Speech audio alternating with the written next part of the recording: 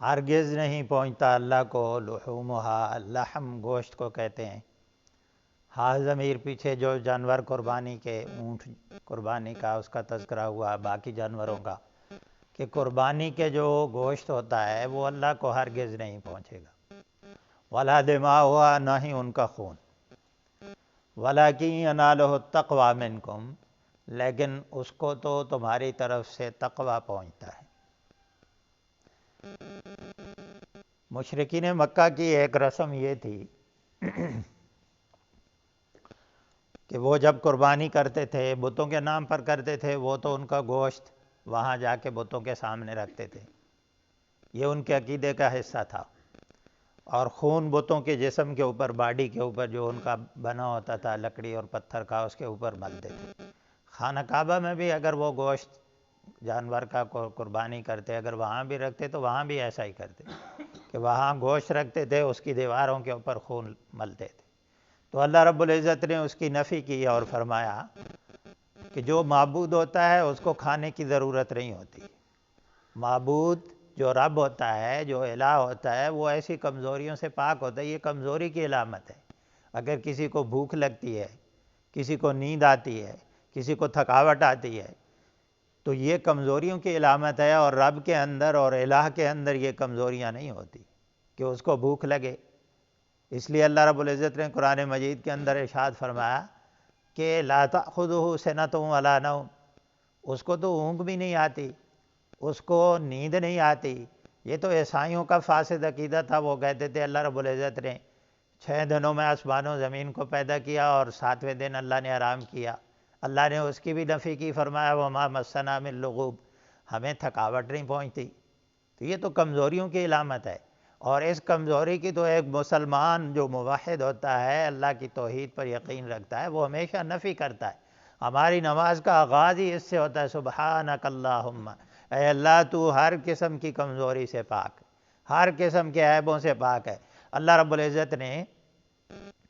عیسیٰ علیہ السلام کو، جو عیسائی ان کو اللہ کا بیٹا یا خدا کا حصہ کہتے تھے،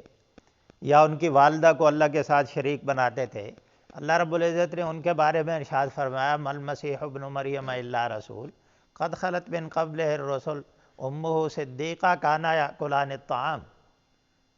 کہ یہ عیسیٰ علیہ السلام سوائے اللہ کے رسول کے، اس کے علاوہ ان کی کوئی حقیقت نہیں ہے۔ ان کی ماں صدیقہ ضرور تھی، لیکن وہ اللہ نہیں ہے، وہ اللہ کے شریک نہیں ہے۔ تو آگے فرمایا کانا یاکلان الطعام، یہ دلیل ہے کہ وہ اللہ کے شریک نہیں ہے، وہ معبود نہیں ہے تمہارے، کہ وہ تو کھانا کھاتے ہیں۔ کھانا کھانے والا ہمیشہ کمزور ہوتا ہے، تو اس لیے اللہ رب العزت نے یہاں نفی کی ہے کہ اللہ کو گوشت نہیں پہنچتا قربانی کے جانوروں کا، نہ اللہ کو خون کی ضرورت ہے، نہ گوشت کی ضرورت ہے اللہ رب العزت کو، بلکہ اللہ رب العزت تمہاری طرف سے جو تقوی ہوتا ہے، اللہ رب العزت کو اس کی ضرورت ہے۔ اللہ یہ بندوں سے ڈیمانڈ کرتے ہیں کہ تمہارے دلوں کے اندر تقوی ہونا چاہیے، تمہارے دلوں کے اندر خوف خدا ہونا چاہیے، تمہارے دلوں کے اندر اللہ اور اس کے رسول کی محبت ہونی چاہیے۔ یہاں سے ہمیں ایک اہم پیغام یہ ملتا ہے کہ انسان کچھ عبادات جب کرتا ہے تو اس کے ظاہری کچھ اعمال کرتا ہے۔ جیسے آپ نماز پڑھتے ہیں تو نماز کے لیے کچھ ظاہری اعمال کرنے پڑتے ہیں، آپ کو وضو کرنا پڑتا ہے، لباس پہننا پڑتا ہے، جسم بھی پاک ہو، لباس بھی پاک ہو، آپ وضو کریں، نماز میں کھڑے ہو جائیں، صف بنائیں، اللہ کے سامنے آپ جھکتے ہیں، رکوع کرتے ہیں، سجدہ کرتے ہیں، یہ ظاہری اعمال ہیں، یہ بھی ضروری ہیں، یہ ظاہری اعمال کرنا ضروری ہوتا ہے۔ لیکن ساتھ ساتھ جو اصل چیز ہوتی ہے، جو عبادت کی روح اور سپرٹ ہوتی ہے، وہ تقوی ہوتا ہے، وہ اس کے پیچھے نیت ہوتی ہے، وہ اللہ اور اس کے رسول کی محبت ہوتی ہے، کہ جس محبت کی بنیاد پر، جس تقوی کی بنیاد پر اور جس اخلاص کی بنیاد پر آپ وہ عمل کرتے ہیں، وہ در حقیقت اللہ تعالیٰ کو زیادہ محبوب ہے۔ ظاہری شکلیں بھی ہم نے بنانی ہے عبادات کی، اور جو اصل اس کے پیچھے اسپرٹ اور روح ہے عبادت کی، اخلاص اور تقوی، وہ بھی ہونا چاہیے۔ نبی علیہ الصلوۃ والسلام نے ارشاد فرمایا کہ ان اللہ لا ينظر الی صورکم ولا الی الوانکم، اللہ تعالیٰ تو تمہاری صورتوں کو نہیں دیکھتا، تمہارے رنگوں کو بھی نہیں دیکھتا، تمہاری صورت کیسی ہے، تمہارے رنگ کیسے ہیں، ولاکن ينظر الی قلوبکم، اللہ رب العزت تمہارے دلوں کی کیفیت کو دیکھتا ہے جب آپ عبادت کر رہے ہوتے ہیں۔ کہیں اس لیے تو عبادت نہیں کر رہے ہیں کہ لوگ اس لیے نماز تو نہیں پڑھ رہے ہیں کہ لوگ آپ کو نمازی کہیں، اس لیے تو سخاوت نہیں کر رہے ہیں کہ لوگ آپ کو سخی کہیں، اس لیے تو جہاد نہیں کر رہے ہیں کہ لوگ آپ کو بہادر کہیں، اس لیے تو قربانی نہیں کر رہے ہیں کہ لوگ کہیں کتنا اچھا جانور قربانی کا کیا ہے، اس لیے تو حج پہ نہیں جا رہے ہیں کہ میرا چچا چلا گیا، بھائی چلا گیا، بہن چلی گئی، مجھے بھی حج کرنا چاہیے، بلکہ اس کے پیچھے اخلاص کیسا تھا، اللہ اور اس کے رسول کی محبت کیسی تھی، یہ کیفیات اللہ رب العزت دیکھتے۔ نبی علیہ الصلوۃ والسلام نے ایک دفعہ ارشاد فرمایا کہ التقویٰ ہاہنا ویشیر الی صدری، کہ تقوی کی اصل مرکز کیا ہے؟ انسان کا دل ہے۔ ظاہری اعمال بھی کرنے ہوتے ہیں، ظاہری شکلیں بھی اختیار کرنی ہوتی ہیں، لیکن تقوی کا اصل مرکز کیا ہے؟ انسان کا دل ہے، کہ دل کے اندر اللہ اور اس کے رسول کی محبت ہونی چاہیے۔ کوئی بھی عمل آپ کر رہے ہیں تو اللہ اور اس کے رسول کی رضا کے لیے کریں، یہ پیغام ہے۔ قربانی کا بھی یہی فلسفہ ہے اور تمام عبادات کا بھی یہی فلسفہ ہے۔ اللہ رب العزت فرماتے ہیں اللہ تمہارے دلوں کی کیفیت کو دیکھتا ہے۔ کذالک سخرھا لکم، اسی طرح اللہ تعالیٰ نے ان قربانی کے جانوروں کو تمہارے لیے مسخر کر دی۔ یہ پچھلے درس میں آپ کو بتا چکا ہوں کہ کتنے طاقتور جانور ہوتے ہیں۔ اونٹ کتنا طاقتور جانور ہے، بھینس اور گائے کتنے طاقتور ہوتے ہیں، بیل کتنے طاقتور ہوتے ہیں، یہ سارے جانور بڑی طاقتوں کے مالک ہیں، انسان ان کے مقابلے میں کچھ نہیں ہے، لیکن اللہ رب العزت نے ان کو مسخر کر دیا انسانوں کے لیے، انسانوں کا مطیع اور فرمانبردار کر دیا۔ انسان جب چاہے ان کے اوپر سفر کرتا ہے، سواری کرتا ہے، جب چاہے ان کے اوپر سامان لاتا ہے، جب چاہے ان کو خوراک دیتا ہے، جب چاہے ان کو پانی دیتا ہے، جب چاہے ان کی گردن پہ چھری چلا دیتا ہے۔ یہ جانور سمجھنے کے باوجود، شعور رکھنے کے باوجود آگے سے ریزسٹ نہیں کرتے، آگے سے مقابلہ نہیں کرتے، آگے سے انسان کے ساتھ طاقت کا مظاہرہ نہیں کرتے۔ انسان جب چاہے جانوروں کو کنویں کے اوپر باندھ دیں یا کھیت کے اندر ان کے اوپر ہاتھ چلائیں، جیسے مرضی ہے ان سے مزدوری لے لیں۔ اللہ رب العزت فرماتے ہیں یہ صلاحیتیں، یہ نیچر، جانوروں کی فطرت ہم نے بنائی ہے انسانوں کے لیے، اور ساتھ ہی ساتھ انسان کو یہ پیغام دیا جا رہا ہے کہ دیکھو جس اللہ نے جانوروں کو تمہارے لیے مسخر کیا، ان کا مالک بھی وہ اللہ ہے۔ یہ اس مالک کی اطاعت اور فرمانبرداری کر رہے ہیں، یہ اس مالک کے کہنے پر تمہاری اطاعت اور فرمانبرداری، تمہاری خدمت کرتے ہیں، تمہارے سامنے اپنی طاقت کا مظاہرہ نہیں کرتے، تمہارے سامنے بولتے نہیں ہیں، یہ اس مالک کی اطاعت اور فرمانبرداری کر رہے ہیں۔ انسان کو یہ پیغام دیا جا رہا ہے کہ تیرا بھی ایک مالک ہے، جس مالک نے تمہارے لیے یہ انعامات بنائے ہیں، یہ احسانات تمہارے اوپر کیے ہیں، یہ جانور تمہارے لیے بنائے ہیں، اس مالک کے سامنے تم بھی نہ بولا کرو، اس مالک کے سامنے تم بھی بہانے نہ بنایا کرو۔ یہ جانوروں کی جو خاصیت اور صفت ہے کہ اپنے آقا اور اپنے مالک کے سامنے گردن کو رکھ دیتے ہیں، ایسے ہی تم بھی اپنے مالک کے سامنے جھک جایا کرو، اس کی اطاعت اور فرمانبرداری کرو، اور بہانے نہ بنایا کرو اللہ کی اطاعت اور فرمانبرداری کرنے۔ نماز نہ پڑھنے کے بہانے، قرآن نہ پڑھنے کے بہانے، قرآن نہ سمجھنے کے بہانے، مختلف عبادات، مختلف اللہ کے احکامات۔ کہتے ہیں سود کے بغیر ملک نہیں چل سکتا۔ بھائی جب مالک کہہ رہا ہے یہ اللہ اور اس کے رسول کے ساتھ جنگ ہے، تو کیوں نہیں آپ مالک کی بات کو مانتے؟ کیوں نہیں چل سکتا جس مالک نے یہ سب کچھ بنایا ہے؟ اس نے کہا ہے کہ بھائی اس کے اندر تمہاری تباہی اور بربادی ہے۔ یہ چند مثالیں ہیں۔ تو اللہ رب العزت فرماتے ہیں کہ بھائی اپنے مالک کے مطیع اور فرمانبردار بن جاؤ، لِتُكَبِّرُوا اللَّهَ عَلَىٰ مَا هَدَاكُمْ، تاکہ تم بڑائی بیان کرو اللہ کی اس بات پر کہ اللہ نے تم کو ہدایت دی، یہ اللہ نے تمہیں توفیق بخشی ہے، یہ اللہ نے تمہیں نعمتیں دی ہیں، ایمان کی دولت تمہیں اللہ نے دی ہے، اپنی معرفت اور پہچان اللہ نے، یہ بڑی دولت ہے جو اللہ رب العزت نے تمہارے اوپر کی ہے۔ لَقَدْ مَنَّ اللَّهُ عَلَى الْمُؤْمِنِينَ إِذْ بَعَثَ فِيهِمْ رَسُولًا، رسول بھیجا ہے تو بہت بڑا احسان کیا ہے۔ اللہ نے فرمایا لا تمنوا علی اسلامکم بل اللہ یمن علیکم ان ہداکم للایمان، تم اللہ کے اوپر اپنے احسانات نہ جتلاؤ، اپنے مومن ہونے کے، اپنے مسلمان ہونے کے، بلکہ اللہ نے تمہارے اوپر احسان کیا ہے کہ تمہیں ہدایت کا راستہ دکھایا ہے، سیدھا راستہ تمہیں دکھایا ہے، اپنی کتابیں اور شریعتیں بھیجی ہیں، اس کا احسان ہے، اس نے تمہیں ہدایت دی ہے۔ اس ہدایت پر اللہ کی بڑائی اور اللہ کی عظمت بیان کرو، اللہ کا شکر ادا کرو۔ یہ جانور بھی اللہ نے تمہیں دیے ہیں، ایمان کی دولت بھی اللہ نے تمہیں دی ہے۔ اگر تم تقوی اختیار کر رہے ہو، اگر تم نماز کے لیے آتے ہو، قرآن پڑھتے اور پڑھاتے ہو، درس و تدریس کرتے ہو، کوئی بھی نیکی کا کام کرتے ہو، یہ اللہ کا تمہارے اوپر احسان ہے۔ اس بات پر اللہ کی بڑائی اور اللہ کی عظمت بیان کیا کرے۔ یہ دیکھیں جب عید کے موقع پر ہم کیا کرتے ہیں، قربانی جب عید کے لیے آتے ہیں، وہ چاہے چھوٹی عید ہو چاہے بڑی عید ہو، چھوٹی عید میں دل ہی دل میں تکبیرات پڑھتے ہیں اور بڑی عید میں زور زور کے ساتھ تکبیرات پڑھتے ہیں، کیونکہ اللہ نے ہمیں یہ حکم دیا ہے کہ یہ اللہ کی توفیق سے سب کچھ ممکن ہوا ہے۔ یہ جو تم نمازیں پڑھ رہے ہو، یہ تم نیکیوں کے کام کرتے ہو، قربانی کرتے ہو، جو کچھ تمہارے پاس ہے، یہ ہدایت تمہیں اللہ نے بخشی ہے، اس بات پر اللہ کی بڑائی اور اللہ کی عظمت بیان کرو۔ اس لیے جب نماز انسان ختم کرتا ہے نا، اللہ اکبر کہتا ہے،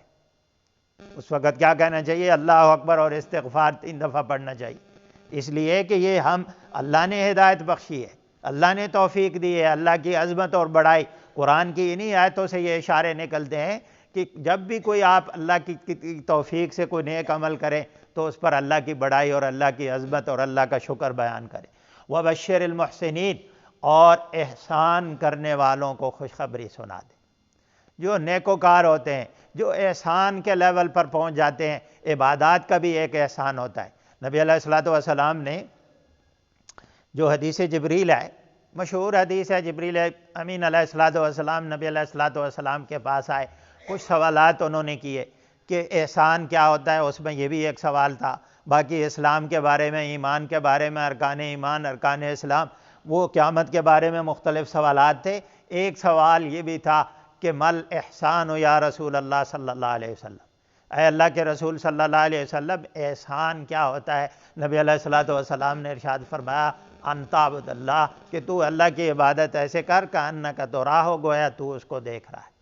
اور اگر تو اس کو نہیں دیکھ رہا ہے تو یہ کم از کم تصور کر لے کہ اللہ تو آپ کو دیکھ رہا ہے۔ یہ عبادت کا احسان ہوتا ہے۔ اسی طرح معاملات میں، اخلاقیات میں، ساری چیزوں میں احسان ہوتا ہے، حتیٰ کہ جانور کو جو ذبح کیا جاتا ہے، یہ چونکہ قربانی کے حوالے سے بات ہو رہی ہے، جانور کو جو ذبح کیا جاتا ہے اس میں احسان یہ ہے کہ چھری آپ کی تیز ہونی چاہیے، کند چھری کے ساتھ آپ جانور کو تکلیف نہ پہنچائیں، اس کو ذبح کرنے میں آسانی کے معاملات کریں، اس کے سامنے ذبح نہ کریں۔ اسلام تو یہاں تک حکم دیتا ہے، چھوٹی چھوٹی باتوں میں احسان کی باتیں کرتا ہے اسلام، کہ بھائی احسان ہونا چاہیے۔ لوگوں کے ساتھ آپ جب معاملات کرتے ہیں، رشتہ داروں کے ساتھ کرتے ہیں، اپنے شاگردوں کے ساتھ کرتے ہیں، اساتذہ کے ساتھ کرتے ہیں، تو احسان کی کیفیت آپ کے معاملات، اخلاقیات کے اندر ہونی چاہیے۔ اللہ رب العزت فرماتے ہیں جو احسان کا معاملہ کرتا ہے، عبادات، اخلاقیات، معاملات، ساری چیزوں میں، اے نبی آپ ان کو خوشخبری سنا دیں۔ کس کی خوشخبری؟ پچھلے درس میں بھی آپ نے سنا، اللہ کی طرف سے رحمت کی، اللہ کی طرف سے کامیابیوں کی، اللہ کی طرف سے عزت کی، اللہ کے فضل کی، امن اور سکون کی، یہ ساری خوشخبریاں ان کو سنا دیں۔ اللہ کی نعمتیں ان کا منتظر ہیں جنت کی شکل میں، یہ ساری خوشخبریاں اللہ رب العزت فرماتے ہیں نبی ان کو سنا دیں۔ ان اللہ یدافع عن الذین آمنوا۔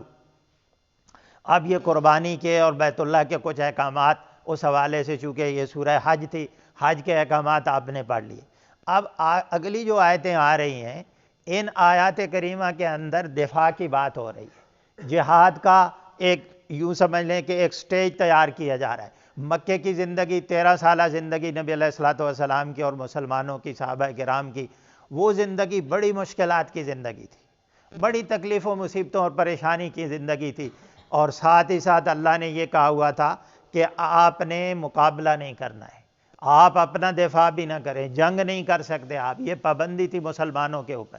صرف دعوت و تبلیغ کا کام تھا کہ اللہ کا پیغام لوگوں تک پہنچاتے رہیں، اور اس اللہ کا پیغام پہنچانے میں جو تکلیفیں اور مصیبتیں آئیں وہ تکلیفیں اور مصیبتیں برداشت کریں۔ یہ مکے کی زندگی کے اندر رویہ تھا، اور اب اللہ رب العزت نے احکامات آہستہ آہستہ یہ تربیت کی جا رہی ہے، ذہنوں کو تیار کیا جا رہا ہے کہ اب وہ دن آ گئے ہیں، اب وہ کیفیت مسلمانوں کی، اب وہ سٹیج پہ پہنچ چکے ہیں کہ اب مقابلہ کر سکتے ہیں۔ اس لیے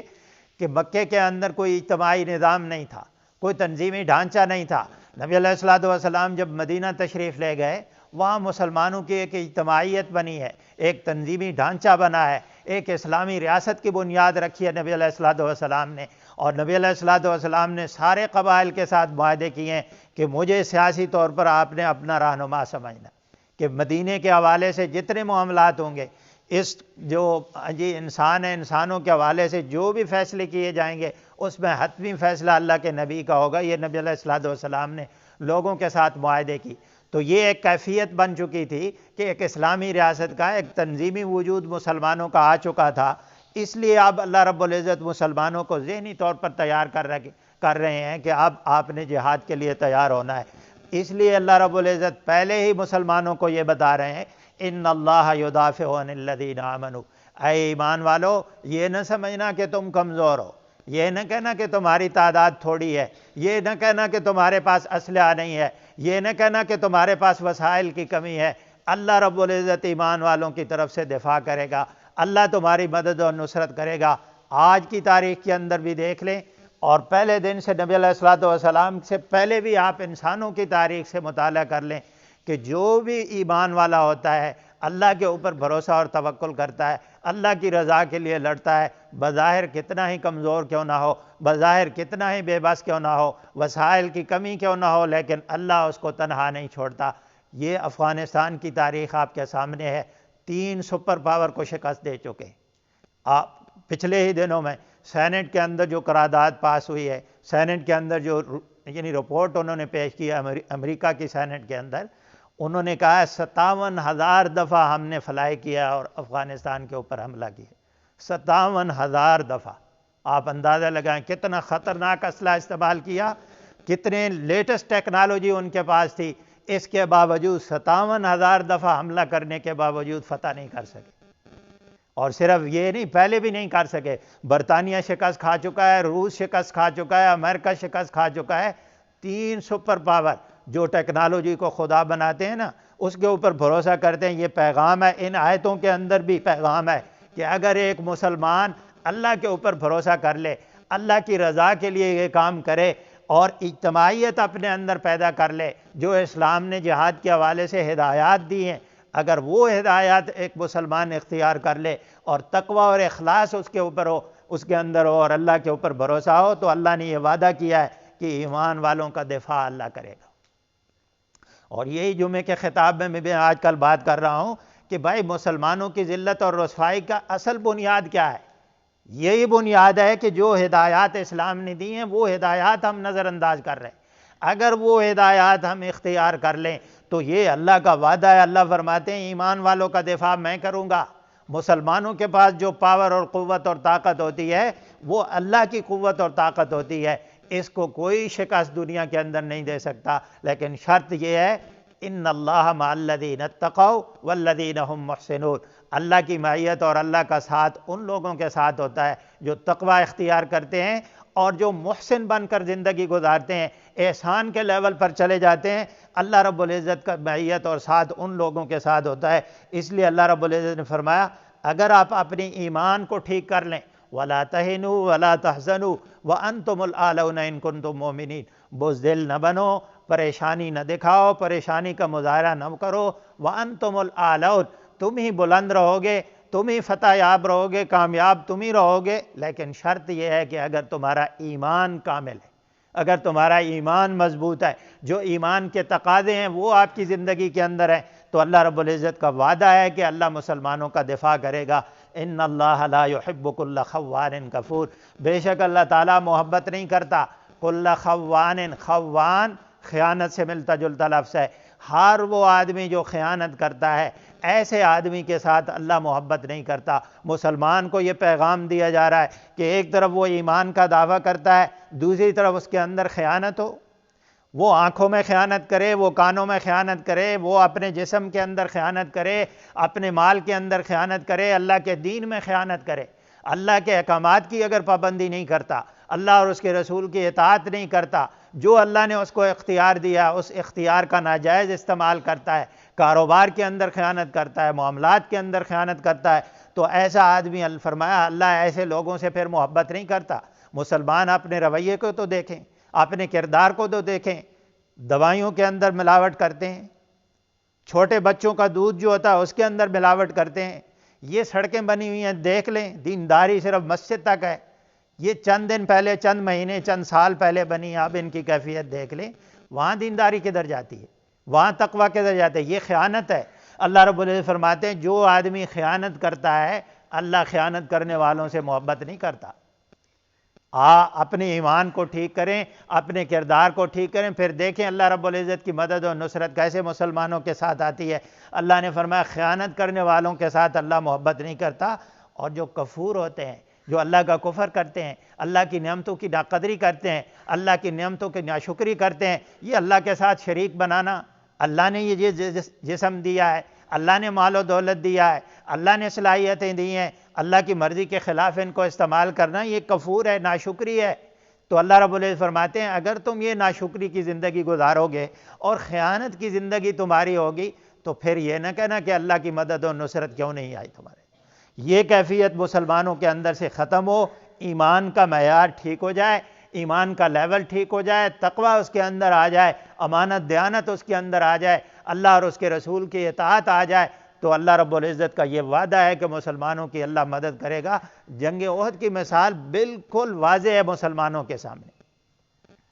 کہ تھوڑی سی اللہ کے رسول کی بات کو نہیں مانا، غلطی ہو گئی، اجتہادی غلطی ہو گئی، لیکن اللہ رب العزت نے اتنا بڑا نقصان کر دیا۔ یہ تربیت کے لیے تھا، یہ میری اور آپ کی تربیت کے لیے تھا کہ بعد میں آنے والے مسلمانوں کو پتہ چل جائے کہ اگر آپ جہاد کے دوران یا جہاد کے علاوہ اللہ اور اس کے رسول کی اطاعت نہیں کریں گے، اللہ کی مدد و نصرت نہیں آتی۔